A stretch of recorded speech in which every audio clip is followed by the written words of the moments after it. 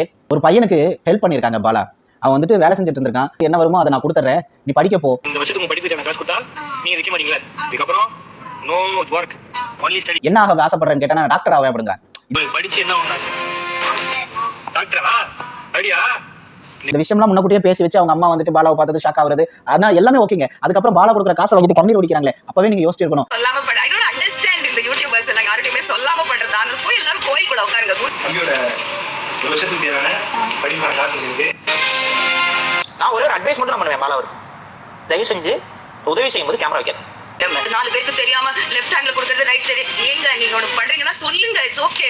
இத்தனை பிரச்சனை நடக்குது இல்லையா? இவ்வளவு பேர் பேசுறீங்க இல்லையா? ஒருத்தராவது அவர்கிட்ட இருந்து நான் நன்கொடையை பெறவில்லை, எனக்கு அவர் உதவி செய்யல, அவரா வீடியோ எடுத்து போட்டுக்கிட்டாரு, இப்படி எல்லாம் சொல்லி எங்களை நடிக்க சொன்னாரு, நாங்க தெரியாத மாதிரி நடிச்சோம், அப்படி யாராவது வீடியோ போடுறாங்களா?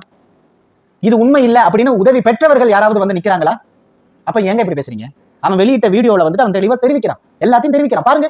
அந்த 10 ஆம்புலன்ஸ் நம்பர் அது எங்க டியூட்டிக்கு அந்த ஆம்புலன்ஸ்